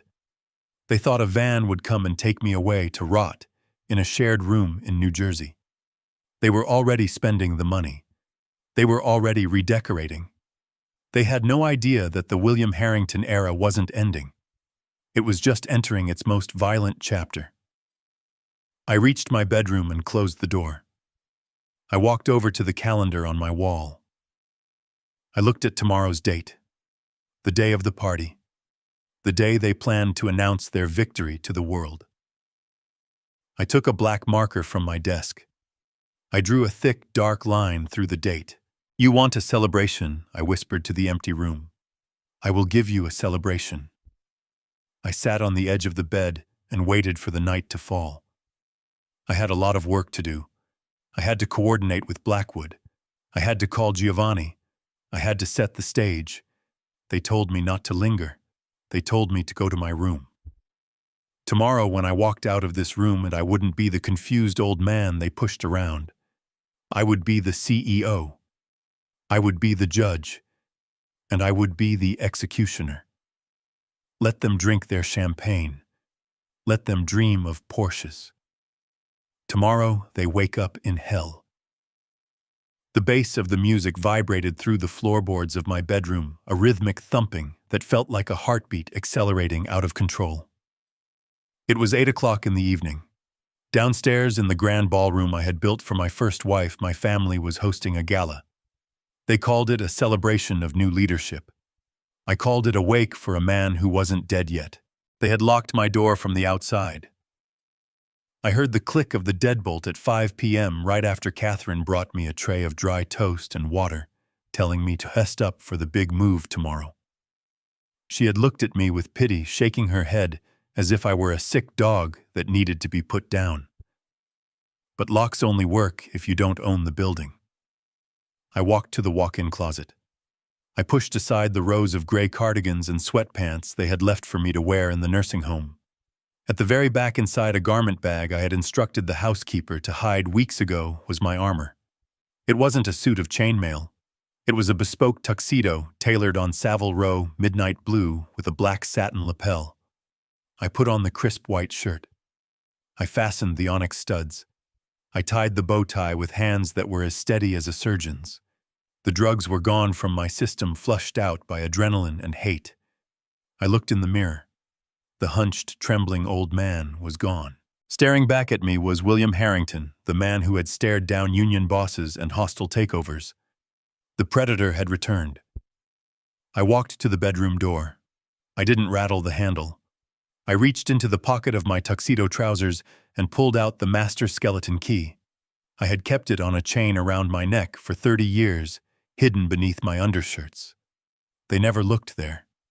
They never thought to search the victim. I slid the key into the lock. It turned with a smooth, satisfying click. I opened the door and stepped into the hallway. The noise of the party surged up the stairs, laughter, the clink of crystal, the murmur of expensive conversation. I walked to the landing of the grand staircase. Below me the scene was a masterpiece of opulence. 200 guests filled the room. I recognized them all. There was the chairman of the bank that held my accounts. There were my golf partners. There were the board members who had shaken my hand last week and were now drinking my wine while my son plotted my demise. In the center of the room, standing on a raised platform near the jazz band, were the usurpers. James was holding a glass of scotch, laughing too loudly at a joke made by a senator. He looked flushed, arrogant, the king of a kingdom he hadn't conquered, but stolen. Vanessa was draped in a gold, sequined gown that hugged her figure, a diamond necklace, my mother's necklace, glittering at her throat. She looked like a trophy that had learned to bite. And Catherine, she was moving through the crowd like a shark in a koi pond, accepting congratulations, touching arms, whispering lies about my health. She looked radiant. She looked relieved. I took a breath. This was it. I started to descend the stairs. I didn't rush. I walked with the slow, deliberate cadence of a man who owns the ground he walks on. My dress shoes made a sharp, authoritative sound on the marble steps. Click, click, click. The first person to notice me was the jazz singer. She faltered mid-note, her eyes widening as she looked up. The piano player followed her gaze and stopped playing. The silence spread outward from the stage like a ripple in water. Conversations died. Heads turned. Glasses were lowered. One by one, 200 faces turned upward. I saw the confusion in their eyes. They had been told I was bedridden. They had been told I was senile, drooling, violent. They expected a ghost. Instead, they got the CEO. James froze. His glass tilted, spilling amber liquid onto his shoes, but he didn't notice. His mouth hung open, a slack-jawed portrait of terror. Vanessa grabbed his arm, her nails digging into his tuxedo jacket, her face draining of color. But it was Catherine's reaction that I savored the most. She was mid-laugh with the senator's wife when the silence hit her. She turned slowly. When she saw me standing halfway down the stairs, immaculate in my tuxedo, looking down at her with cold, clear eyes, she dropped her champagne flute. It shattered on the floor, the sound echoing like a gunshot in the silent room. I reached the bottom of the stairs. The crowd parted for me instinctively, creating a wide path toward the stage. I walked through them. I didn't look left or right. I kept my eyes locked on my family. "Bill," someone whispered. I think it was my old CFO. He sounded terrified. I stepped onto the platform. The band scrambled out of my way. I took the microphone from the stand. I tapped it once. Thump. The sound boomed through the speakers. Catherine snapped out of her shock. She rushed toward the stage, her heels clicking frantically. Her face was a mask of panic, her eyes wide and wild. She waved her hands at the guests, trying to regain control of the narrative she had so carefully constructed. "Oh God," she cried out, her voice shrill and trembling. "Don't look, everyone. Please. He is having an episode." She scrambled up the steps of the stage, reaching for me. "Bill, stop," she hissed, her voice dropping to a venomous whisper as she got close. "What are you doing? Get back to your room. You are embarrassing us." Then she turned back to the crowd, putting on a tragic, tearful face. "I am so sorry, everyone," she wailed. "The dementia. It comes and goes. He thinks it is 20 years ago. He doesn't know where he is. Please, James, help me get your father back to bed before he hurts himself." James snapped out of his trance. He rushed forward, emboldened by his mother's lie. "Come on, Dad," he said, his voice shaking but loud. "Let's go upstairs. You are confused. You need your medicine." He reached for my arm. I didn't move. I didn't flinch. I just looked at him. I looked at him with the full weight of 40 years of fatherhood, with the memory of teaching him to ride a bike, and the memory of watching him sign my death warrant yesterday morning. I shifted the microphone to my left hand. With my right hand, I backhanded him across the face. It wasn't a wild swing. It was a short, sharp, controlled strike. It connected with a crack that silenced the few people who were still whispering. James stumbled back, holding his cheek, staring at me in disbelief. Catherine gasped, covering her mouth. I brought the microphone to my lips. My voice was steady, deep, and resonant. It was the voice that had commanded boardrooms and terrified competitors. "I am not confused, Catherine," I said. The speakers amplified my voice, filling every corner of the room. "And I don't need any more of your medicine. I think I have had quite enough of your special soup." The crowd murmured. They sensed the danger. This wasn't a senile outburst. This was an execution. Vanessa stepped forward, trying to salvage the situation. She forced a laugh, a brittle, high-pitched sound. "Oh, Dad," she said, smiling at the guests.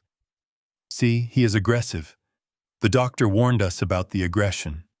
It is the Alzheimer's. It makes them violent. We really need to get him to the facility."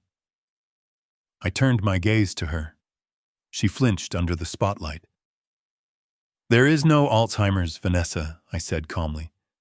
"And there is no facility. Not for me, anyway." I reached into my inner jacket pocket. I pulled out a small silver remote control. It was connected to the projector system I had instructed Giovanni to set up behind the main screen earlier that afternoon. I looked out at the sea of faces. My friends. My colleagues. My betrayers. "You came here tonight to celebrate a transition of power," I said. "You came to toast the new management. Well, I don't want to disappoint you." Catherine lunged for the remote. "Give me that," I stepped back effortlessly. "I think it is time we all saw exactly how this transition was negotiated," I said. I pressed the button. The lights in the ballroom dimmed. The massive screen behind me, which had been displaying a slideshow of smiling family photos, went black for a second. Then the grainy black and white footage from the VIP room at the Gilded Fork flickered to life. Catherine froze. James turned pale. Vanessa stopped breathing. The show had begun. The lights in the ballroom seemed to flicker as the screen went black, leaving the afterimage of their treachery burned into the retinas of every person in the room. The silence was absolute, a heavy, suffocating blanket that smothered even the ambient noise of the air conditioning. It was the kind of silence that usually follows a gunshot. "You see," I said, my voice soft now, almost conversational, amplified by the speakers to reach every corner of the room. You thought you came here to celebrate a retirement. You thought I was stepping down because I was sick, because I was old, because I was losing my mind. I walked to the very edge of the stage, looking down at James. He was on his knees now, his hands clamped over his ears, as if he could physically block out the reality of what he had done. I am not sick, I said, my voice hardening. I was poisoned, systematically, chemically, by my wife, by my son, by the woman who calls herself my daughter. I reached into my breast pocket and pulled out the folded lab report Blackwood had handed me just 24 hours ago. I held it up, the paper stark white under the stage lights. This is a toxicology report from yesterday morning, I announced. It confirms high levels of midazolam and synthetic hallucinogens in my blood. The exact cocktail Vanessa described in that video. They didn't just plan it. They did it. They fed me poison at my own dinner table in my own soup while smiling to my face. A ripple of sound moved through the crowd. It wasn't conversation.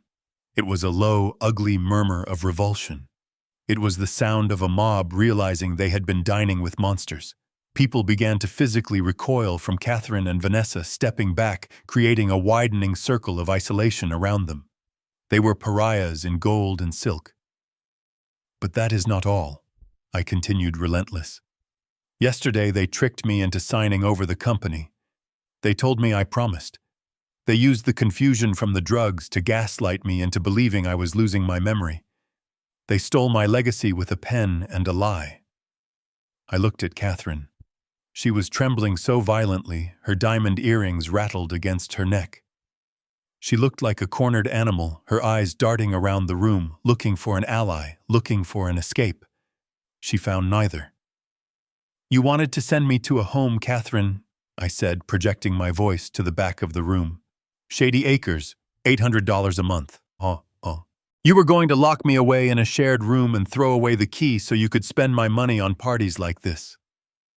I swept my hand across the room, gesturing to the opulent floral arrangements, the crystal towers, the wasted extravagance. Well, I said, the party is over. Catherine finally found her voice. It was a shrill, desperate scream that cracked in the middle. He is lying, she yelled, pointing a shaking finger at me. He is crazy. The doctor said so. He doctored the tape. James, tell them he is insane. She turned on James, grabbing him by the lapels of his tuxedo, shaking him violently. Tell them, she shrieked. Tell them it isn't true. James looked up. His face was a mask of ruin wet with tears and mucus. He looked at the blank screen, then at me, then at the crowd of people, his peers, his investors, his friends, staring at him with unmasked disgust. He opened his mouth, but no sound came out. He was broken. The weight of his own voice on that tape, asking if I would die, had crushed whatever resolve he had left. He can't tell them, Catherine, I said, because he knows. He knows what he signed yesterday. I pulled a copy of the trust agreement from my inner pocket. I unfolded it slowly, the crisp paper crinkling in the microphone. Yesterday morning, my family signed this document, I told the crowd. They thought they were signing a deed to my empire. But they didn't read the fine print. They were too greedy. They were too eager to bury me. I held the paper up to the light. This document contains a clause, I explained. A clause that states if any evidence of foul play or poisoning is found in my system, the trustees accept full criminal liability. By signing this, they didn't just steal my company. They signed a confession. They legally acknowledged that if I was drugged, they did it. The gasp this time was different. It wasn't shock. It was awe. The bankers in the room, the lawyers, the sharks, they understood the maneuver. They understood the brutal elegance of the trap. I saw the chairman of the bank nod slowly in grim respect. You signed your own arrest warrants, I said to the three of them. Vanessa fell to the floor. Her legs simply gave out. She sat in a pile of gold sequins, sobbing into her hands, her mascara running in black streaks down her face. The acid green Porsche was gone. The penthouse was gone. The life she had been willing to kill for had evaporated into mist. Catherine stood alone. Her friends had retreated to the walls. Her allies looked at the floor. She was the queen of a burning kingdom. She looked up at me, and for the first time I saw the fear I had wanted to see. Not the fear of getting caught, but the fear of total annihilation. "Bill," she whispered, her voice barely audible. "Please." "Please what?" I asked. "Please don't send you to Shady Acres. Please don't poison your soup. Please don't erase your life." I shook my head. "It is too late for please, Catherine. You didn't show mercy when I was stumbling through the hallway yesterday. You didn't show mercy when you forged my name on the house deed. You wanted me gone." I looked toward the main double doors of the ballroom. "And now you are going to get your wish. I am leaving, but I am not going alone." The doors swung open with a heavy thud that resonated through the floorboards. The silence broke. The sound of heavy boots marching on marble filled the room. Lawyer Blackwood walked in first, his face set in a grim line, holding a briefcase. Behind him was the chief of police, and behind him, wearing navy blue windbreakers with 3 yellow letters that every criminal fears, were 6 agents of the Federal Bureau of Investigation. The crowd parted like the Red Sea. "Catherine Harrington, James Harrington, Vanessa Harrington," the lead agent boomed, his voice carrying over the sobbing of my daughter-in-law. I lowered the microphone. My part was done. I had played the fool, I had played the victim, and now I had played the executioner. I watched as the agents moved in. I watched the handcuffs come out, the steel glinting under the chandelier. I watched the metal snap around the wrists of the woman who had vowed to love me until death. She had tried to rush the until death part. Now she would have a long time to think about it. I didn't smile. I didn't cheer. I just stood on the stage, a lonely figure in a tuxedo, watching my family being dragged away from the party they had thrown for my funeral. The movie was over. The credits were rolling, and they were going to prison. The guests stood frozen, their champagne glasses forgotten in their hands. They looked at me with a mixture of terror and pity.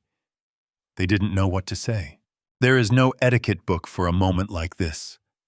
I tapped the microphone one last time. "Enjoy the buffet," I said. "I paid for it." Then I put the mic down and walked off the stage. Catherine lunged at me. It was a primal, desperate movement, stripping away the last veneer of the sophisticated socialite she had pretended to be for 15 years. Her face was contorted, her makeup streaked with sweat, her hands hooked into claws reaching for the microphone in my hand. She wanted to silence me. She wanted to stop the flow of truth that was drowning her, but she forgot who she was dealing with. She saw an old man. She forgot she was attacking a man who had worked on the docks before he owned them. I stepped back. It was a simple, fluid motion, a sidestep I had learned in boxing gyms a lifetime ago. She missed me by inches. Her momentum carried her forward, and she stumbled, catching herself on the edge of the podium. Her high heel snapped with a dry crack. She fell to her knee, gasping, her expensive gown tearing at the hem. It was a pathetic sight. The queen of the manor reduced to a heap of gold silk and desperation on the floor. The room was silent. Not a whisper, not a clink of a glass. 200 of the city's elite stared at her, then at me.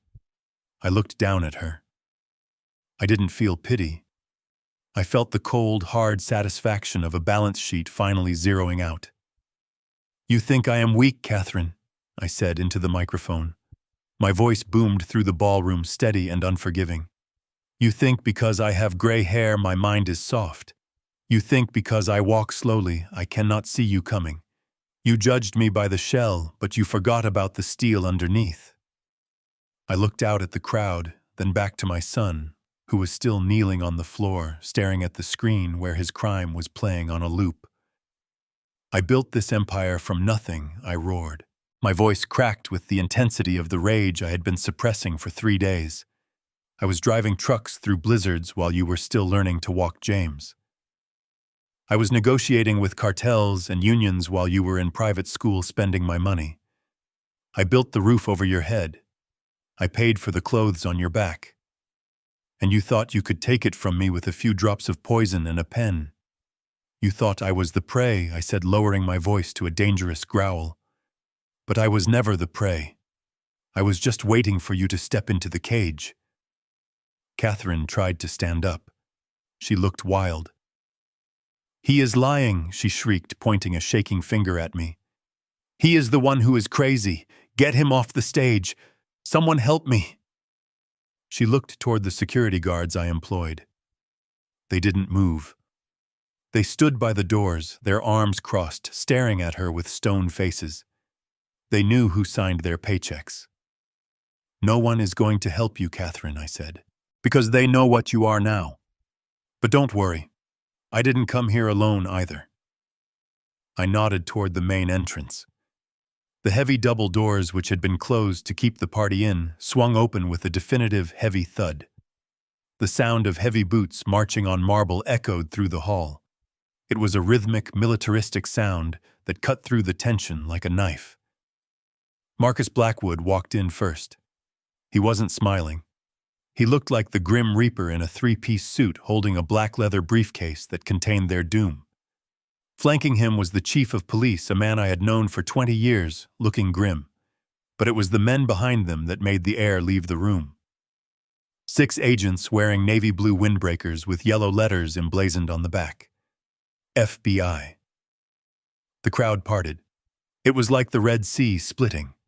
Guests scrambled back, knocking over chairs, spilling drinks, desperate to distance themselves from the blast radius. Catherine froze. Her eyes went to the letters on the jackets. FBI. She looked at me confused. Why were they here? This was a family dispute. This was a local matter. She didn't understand. She didn't read the contract. Blackwood walked up to the stage. He placed the briefcase on the edge of the platform and opened it. He pulled out the document they had signed yesterday morning. The gold seal caught the stage lights. Catherine Harrington. James Harrington. Vanessa Harrington, Blackwood announced. His voice wasn't amplified, but it carried to every corner of the silent room. You are under arrest. For what? Vanessa screamed. She was standing now, clutching her diamond necklace, as if it could protect her. This is insane. We didn't do anything. He is the one who is sick. Agent Miller, the lead federal agent, stepped forward. He held up a pair of handcuffs. You are under arrest for conspiracy to commit murder wire fraud and federal trust fraud, Miller said. Fraud. James whimpered. Yesterday morning, Blackwood explained, holding up the contract. You signed a family asset management agreement. You signed it willingly. You signed it in front of a notary. By signing this document, you assumed full fiduciary and criminal liability for the physical well-being of William Harrington. He paused, letting the words sink in.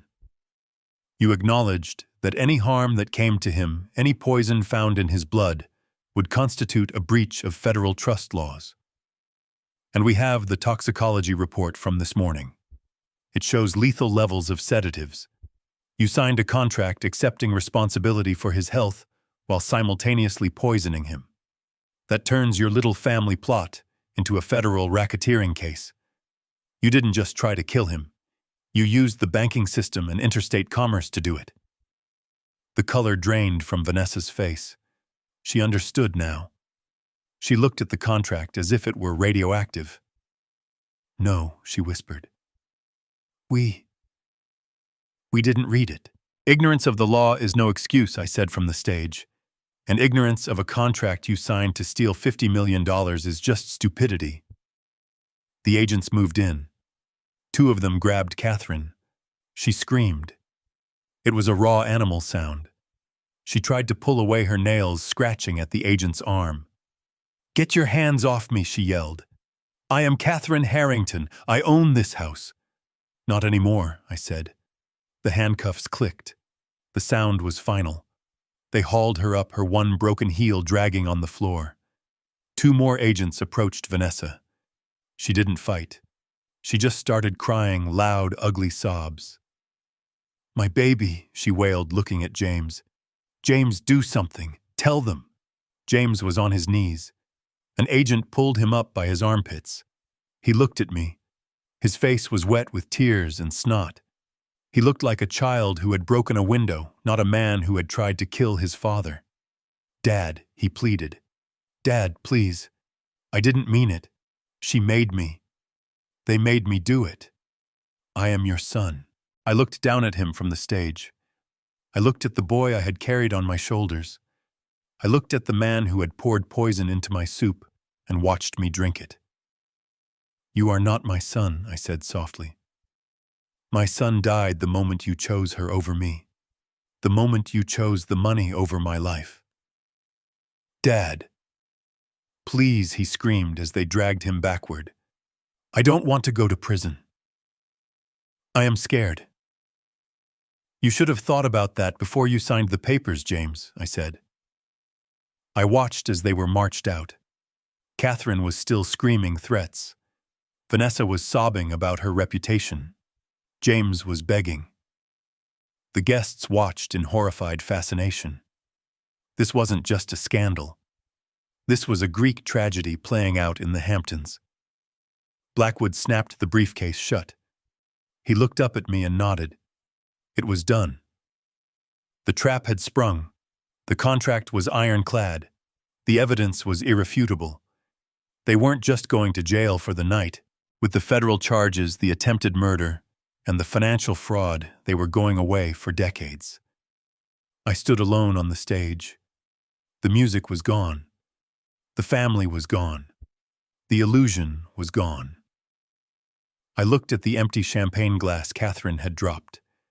It lay shattered on the floor, shards of crystal glittering under the lights. It was over. I had won. I had kept my empire. I had kept my life. But as I looked at the empty doorway where my son had just been dragged out in chains, I realized the price of victory. I was the last Harrington standing, and the house was very, very quiet. I tapped the microphone one last time. "The show is over," I said to the stunned room. "Go home. Kiss your children. Check your bank accounts. And never ever underestimate the old man in the corner." I placed the microphone on the stand. I straightened my tuxedo jacket. And I walked off the stage not as a victim, but as a survivor. I walked past the silent guests out the back door and into the cool night air. I had a dinner reservation with Giovanni. And for the first time in years, I was going to enjoy my meal without wondering what was in it.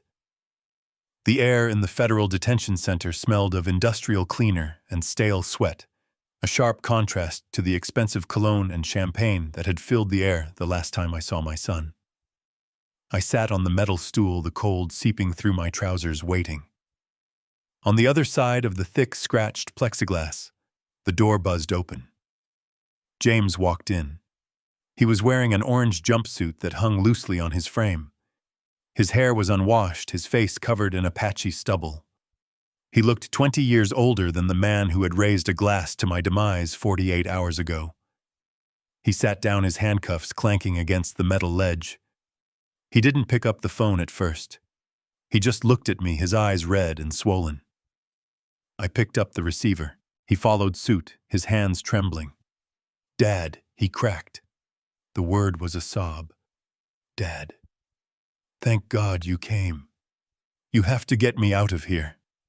It is a mistake. The lawyers, they say I am looking at 20 years. You have to stop this. You have to tell them it was a misunderstanding." I looked at him. I looked for the boy I had taught to tie his shoes. I looked for the young man I had sent to business school. I found neither. I only saw a stranger who had tried to erase me. "There is no misunderstanding, James," I said calmly. "The toxicology report is clear. The contract you signed is clear. It wasn't me, he pleaded, leaning forward, his breath fogging the glass. It was them. It was Mom. It was Vanessa. They made me do it. They said you were sick anyway. They said it was mercy. I didn't want to hurt you. I am your son. I am your flesh and blood. I listened to him beg. I listened to him throw his wife and mother under the bus without a second thought. It was pathetic. It was the final confirmation that there was nothing left to save. You were not coerced, James, and I said, my voice steady. You were not hypnotized. You had a choice. Every single day for the last 6 months, you had a choice. You could have come to me. You could have warned me. You could have stopped them. I paused, letting the weight of the truth settle on him. But you didn't, I continued. You looked at the numbers. You looked at the inheritance. And you made a calculation. You decided that my life was worth less than your lifestyle. You chose the money over your father.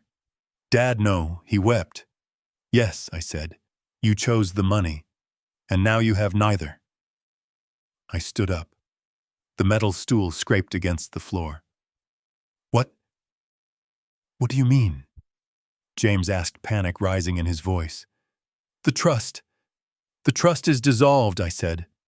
I met with Blackwood this morning. I am liquidating everything. The company, the properties, the penthouse you wanted so badly. Every single dime is being transferred into an irrevocable charitable foundation. It will fund scholarships. It will build hospitals. It will do the good in the world that you refused to do. James stared at me, his mouth open in horror. He wasn't mourning the loss of his father. He was mourning the loss of the fortune. You can't, he whispered. That is my money. It was never your money, I said. It was mine. And now it belongs to the world. I started to hang up the phone. Dad, wait, James screamed, slamming his hand against the glass. You can't leave me here. I don't have a lawyer. The accounts are frozen. Who is going to defend me? I looked at him one last time. I felt a pang of sadness, deep and old, but it was quickly replaced by the cold clarity of justice. Good luck with the public defender, son, I said. I hung up the phone. I didn't wait for his response. I didn't watch him scream. I turned my back on the glass, on the orange jumpsuit, and on the man who used to be my son. I walked toward the heavy steel door, and for the first time in months, I didn't feel the weight of the knife in my back. I was light. I was free. 6 months have passed since the flashing lights of the federal convoy faded from my driveway, leaving behind a silence that finally felt like peace. I am sitting at the same corner table at the Gilded Fork, where I used to dine alone, surrounded by sycophants and liars. Tonight, the chair across from me isn't empty, and it isn't filled by someone waiting for me to die. Giovanni is sitting there. He isn't standing at attention with a towel over his arm anymore. He is wearing a suit. I bought a 49% stake in the restaurant last month and made him the operating partner. He is the only man who told me the truth when it mattered, and in my world, loyalty pays better than dividends. I reach for my wine glass. It is a 1982 Bordeaux, a vintage I have been saving for a special occasion. I hold the crystal up to the warm light of the chandelier. The liquid is deep dark and perfectly clear. I watch it swirl. I don't look for sediment. I don't sniff for the bitter tang of chemicals. I don't wonder if this sip will be the one that erases my memory or stops my heart. I just smell the oak and the fruit. I take a long, slow sip. It tastes like victory. It tastes like freedom. I think about them sometimes, usually when the evening gets quiet. I wonder what they are doing right now. Catherine and Vanessa are currently residents of the Bedford Hills Correctional Facility. The plea deals fell apart when the extent of the financial fraud came to light. They are serving 20 years each. They wanted to live together in the lap of luxury, sharing my wealth. Now they share a 6x8 cell and a stainless steel toilet. They finally got their wish to be inseparable. And James. My son avoided prison by turning state's evidence against his mother and wife, a final, desperate act of cowardice that saved his physical freedom but cost him everything else. He is on probation for 5 years.